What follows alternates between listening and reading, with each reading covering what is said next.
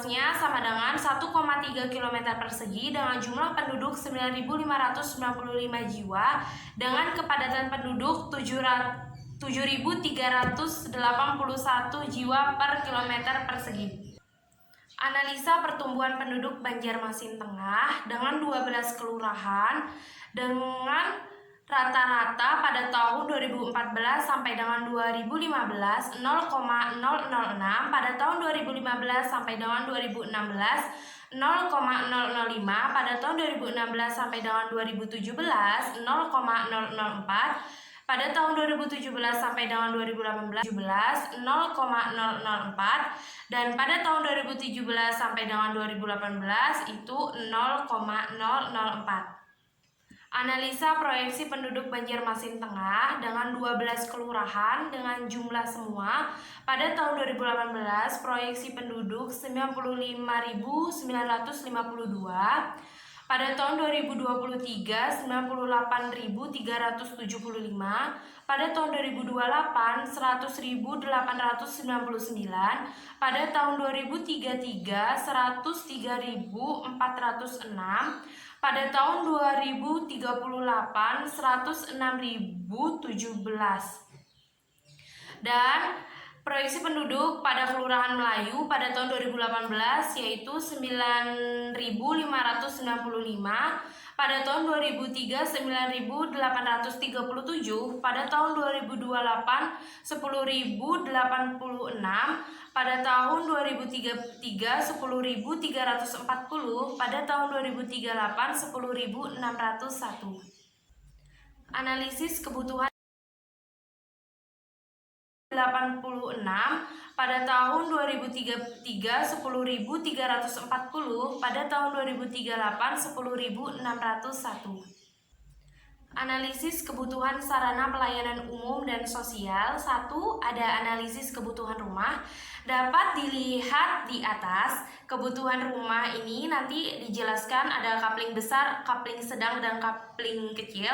Analisis kebutuhan rumah menggunakan data proyeksi penduduk dengan asumsi 1 RT sama dengan 4 sampai dengan 5 jiwa perbandingannya.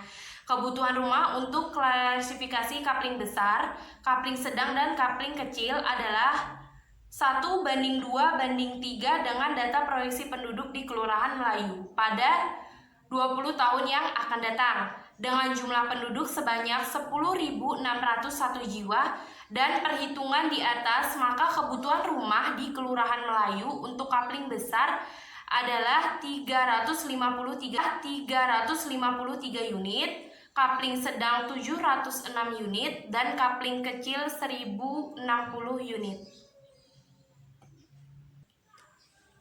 Selanjutnya, analisis kebutuhan sarana pelayanan umum dan sosial masih, yaitu 2 analisis kebutuhan kesehatan. Bisa dilihat di atas ada tabel analisis kebutuhan kesehatan.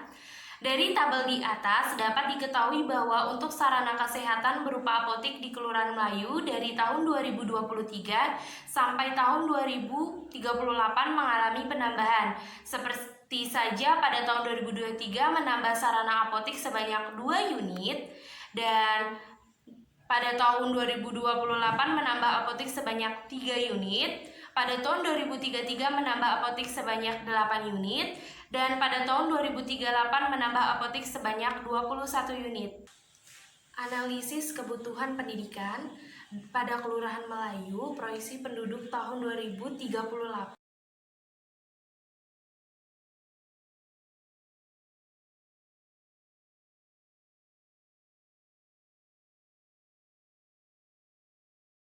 Ada 353 unit, kapling sedang 706 unit, dan kapling kecil 1060 unit.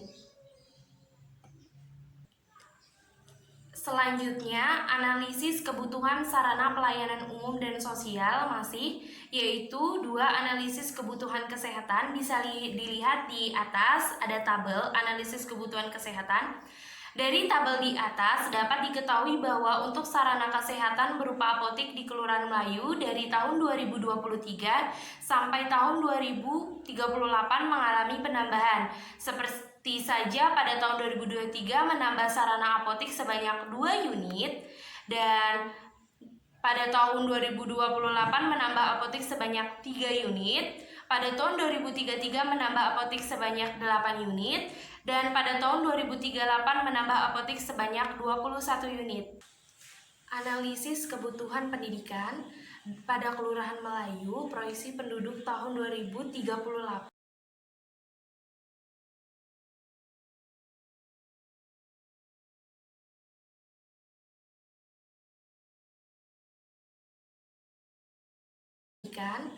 Pada Kelurahan Melayu, proyeksi penduduk tahun 2038 10.601, tingkat sekolah ada TK, SD, SMP, dan SMA.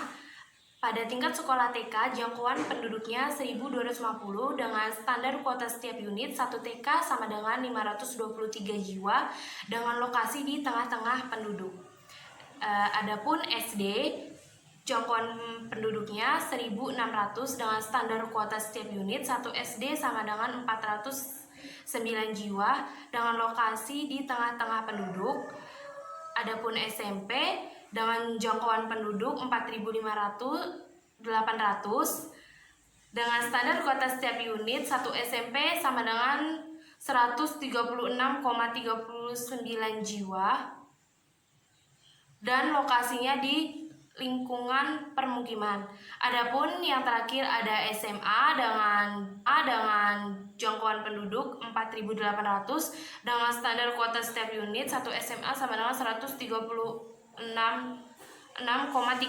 jiwa dan lokasi di lingkungan permukiman. Analisis perdagangan dan jasa di Kelurahan Melayu didominasi dengan bangunan perdagangan dan jasa seperti warung makan, hotel, kafe, toko-toko, ATM, dan duta mal. Penggunaan lahan perdagangan dan jasa yaitu seluas 23,57 hektar. Kelurahan Melayu dalam RT RW Banjarmasin Tengah adalah sebagai kawasan perdagangan dan jasa yang telah tumbuh. Nah, adapun di atas ada peta yaitu kafe di RT 19, toko oleh-oleh di RT 16, ATM BNI di RT 08, duta mall di RT 22, dan warung makan di RT 20. Analisa kebutuhan air bersih. Di sini terdapat peta titik jalur PDAM di Kelurahan Melayu. Di Kelurahan Melayu sudah hampir semua warganya menggunakan PDAM sebagai sumber air bersih mereka. Namun untuk pelayanannya masih dikeluhkan oleh warga, yaitu sering keruhnya air PDAM dan kecilnya volume air yang keluar. Kemudian analisis kebutuhan sarana pelayanan umum dan sosial. Analisa sistem jaringan telekomunikasi. Untuk di Kelurahan Melayu sudah terdapat jaringan telekomunikasi BTS. Dalam penempatan jaringan telepon yang menjadi prioritas adalah di kawasan terbangun. Dengan jumlah populasi yang padat, kebutuhan telepon di wilayah perencanaan diprioritaskan terhadap permintaan suatuan bangunan untuk keperluan perdagangan dan perkantoran, pendidikan, perumahan, kesehatan, kegiatan perekonomian, dan seterusnya. Analisis kebutuhan sarana pelayanan umum dan sosial. Analisa persampahan. Berdasarkan RT RW Kota Banjarmasin, sistem persampahan kota sebagaimana dimaksud dalam pasal 6 ayat 3 huruf E meliputi tempat pemrosesan akhir TPA sampah kota yang berlokasi di Kelurahan Basiri, Kecamatan Banjarmasin Selatan, dan tempat penampungan sementara TPS di setiap kelurahan. Tetapi untuk Kelurahan Melayu tidak memiliki TPS sendiri. Sistem pembuangan sampah di Kelurahan Melayu berbeda-beda dengan yang menggunakan jasa pengangkutan sampah yang tiap bulannya membayar iuran. Kemudian menggunakan plastik polybag besar dan juga yang membakar sendiri di perkarangan rumah.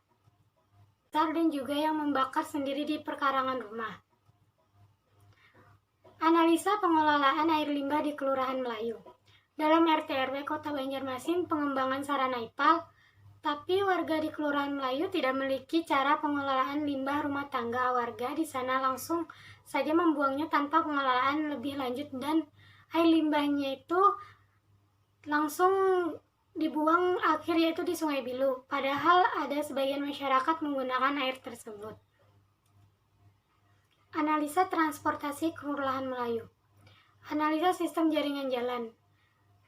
Kelurahan Melayu memiliki 2 jalur utama, yaitu Melayu. Sini saya akan menjelaskan tentang tata bangunan. Untuk yang pertama, pengelompokan bangunan. Bangunan perumahan dan bangunan non-perumahan. Bangunan perumahan itu ada bangunan tradisional. Berikutnya adalah kondisi bangunan.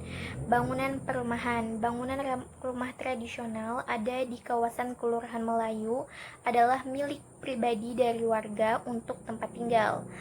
Bangunan semi modern sudah terdapat di beberapa perubahan dari bangunan tradisional.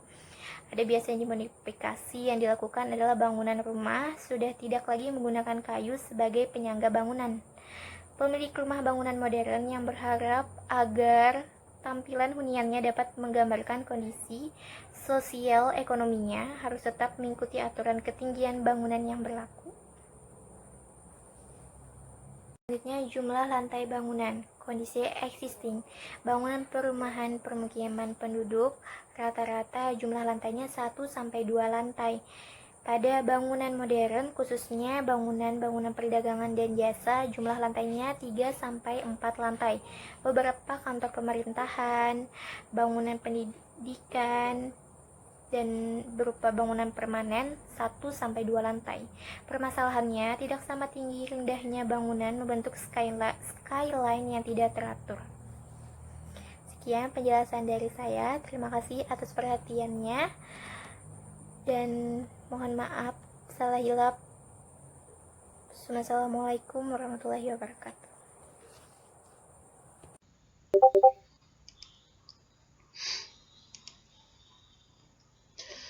Analisis permasalahan dan potensi Kelurahan Melayu. Pertama, kurangnya kesadaran masyarakat akan kebersihan lingkungan, yaitu masih banyaknya masyarakat yang membuang dan menimbun sampah ke sembarang tempat hingga menyebabkan tercemarnya udara di sekitar lingkungan hingga dapat menyebabkan genangan air hujan karena sampah menyumbat selokan. Kedua, tidak adanya pengelolaan terhadap limbah rumah tangga di Kelurahan Melayu. Warga di sana langsung membuang limbah rumah tangga tanpa mengelola dan langsung membuang ke pembuangan akhir di Sungai Bilo. Padahal Sungai Bilo dijadikan sebagai sumber air untuk MCK bagi sebagian warga di sana. 3. Rapatnya permukiman warga dan sempitnya jalan di setiap gang menjadi kendala dalam penanganan bencana kebakaran. Analisis potensi Kelurahan Melayu. Kelurahan Melayu, rapatnya permukiman warga dan sempitnya jalan di setiap gang menjadi kendala dalam penanganan bencana kebakaran. Analisis potensi Kelurahan Melayu. Kelurahan Melayu di dalam RTW Kota Banjarmasin termasuk dalam kawasan perdagangan dan jasa yang sudah tumbuh. Kelurahan Melayu merupakan salah satu kelurahan di Banjarmasin Tengah yang didominasi bangunan perdagangan jasa yang berpotensi sebagai kawasan perdagangan dan jasa. Kelurahan Melayu juga berpotensi menjadi prawisata, memiliki kemungkinan bantaran sungai yang khas dan di sana rumah makan apung merupakan keunikan tersendiri. Ini adalah peta dokumentasi potensi Kelurahan Melayu, bisa dilihat. Ini adalah analisis fungsi dan tata guna lahan di Kelurahan Melayu. Ini adalah